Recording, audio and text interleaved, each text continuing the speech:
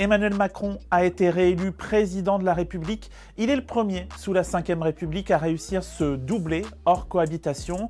Mais c'est aussi le premier à avoir été élu 2 fois face à l'extrême droite au second tour. On fait le point dans ce nouveau numéro du récap présidentiel, le rendez-vous politique en vidéo de 20 minutes.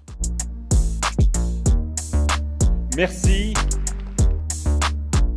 Cette semaine, on va bien sûr revenir sur la victoire d'Emmanuel Macron, sur la défaite de Marine Le Pen, qu'elle qualifie, elle, d'éclatante victoire. Et puis, on va ouvrir sur les élections législatives du mois de juin, car les grandes manœuvres ont déjà commencé. Le vainqueur de la semaine, je vous fais pas un dessin, c'est lui.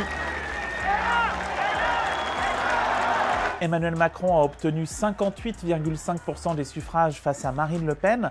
Dans l'absolu, c'est plutôt un score large et en tout cas plus élevé que dans la plupart des sondages depuis des mois. Mais c'est aussi un résultat en retrait de plus de 7 points en 5 ans, alors même qu'il faisait face à la même candidate, la candidate de l'extrême droite. Et puis, face à une abstention à plus de 28%, des blancs et nuls à plus de 8%, Emmanuel Macron est en fait en part des inscrits le deuxième président le plus mal élu de la Ve République derrière Georges Pompidou en 1969.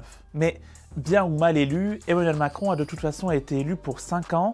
Certains de ses proches s'attendent à un mandat difficile, mais considèrent aussi qu'il a obtenu un mandat clair le 24 avril. Il sera attendu sur la réforme des retraites, mais aussi sur le virage écolo bien serré qu'il a pris entre les 2 tours. Alors, la politique que je mènerai dans les 5 ans à venir sera donc écologique ou ne sera pas.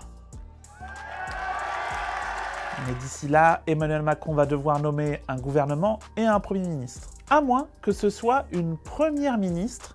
Emmanuel Macron a en effet dit sa préférence pour une nomination féminine à Matignon, mais ça, il l'avait déjà dit en 2017. La perdante de la semaine, c'est Marine Le Pen, même si elle l'entend pas tout à fait de cette oreille. Avec plus de 43% des voix, le résultat de ce soir représente en lui-même une éclatante victoire. Et c'est vrai qu'avec 41,5% et 13,2 millions de voix, la candidate du Rassemblement national a battu tous ses records et de loin. Rendez-vous compte, en 2002, au second tour, Jean-Marie Le Pen n'avait obtenu que 5,5 millions de voix face à Jacques Chirac. Mais malgré ce record, il faut aussi constater que le fameux Front républicain est encore bien vivant. On peut aussi remarquer que le contexte général était bien plus favorable à Marine Le Pen cette année. Elle a profité du paravent d'Éric Zemmour, son image s'est très largement améliorée, l'élection s'est jouée en grande partie sur son thème principal, le pouvoir d'achat, et puis elle faisait face à un sortant. Malgré tout ça, ça n'a pas suffi pour gagner, et même loin de là. Marine Le Pen espère bien capitaliser lors des élections législatives du mois de juin, car elle est arrivée en tête dans 157 circonscriptions dimanche. Mais sans alliance avec le parti Reconquête d'Éric Zemmour, les gains du RN pourraient être bien plus limités. Et on en vient aux législatives, justement, les tractations vont déjà bon train dans toutes les oppositions. À l'extrême droite, on l'a dit, il ne devrait pas y avoir d'accord à part quelques cas isolés. LR a aussi fermé la porte à tout accord avec LREM avant les élections législatives. On ne peut pas être les Républicains et majorité présidentielle. On ne peut pas être les Républicains et Reconquête. On ne peut pas être les Républicains et Horizon. On est les Républicains, un groupe indépendant.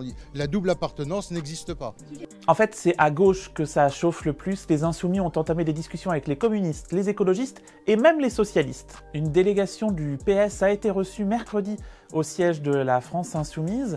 Et le moins que l'on puisse dire, c'est que Manuel Bompard, le négociateur en chef des Insoumis, a été surpris. Ce qu'on a observé, c'est qu'il y a clairement une volonté d'afficher une rupture avec le bilan qui a été celui de François Hollande, de telle sorte qu'honnêtement on n'avait pas l'impression de discuter avec le même parti socialiste qu'il y a 2 ou 3 ans de ça. Un accord est donc proche, oula, rien n'est moins sûr. Déjà parce que l'opposition interne au PS est absolument vent debout contre un éventuel accord avec LFI, François Hollande lui-même est opposé à cet accord. Et puis dans les pourparlers avec les écologistes aussi, ça commence à coincer après des débuts encourageants. Les insoumis affirment que les écolos n'arrivent pas à se mettre d'accord entre eux.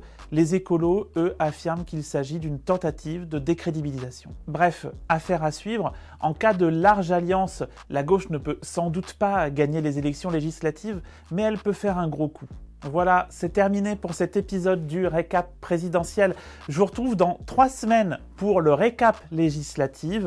D'ici là, passez toutes et tous un très bon week-end du 1er mai. Salut!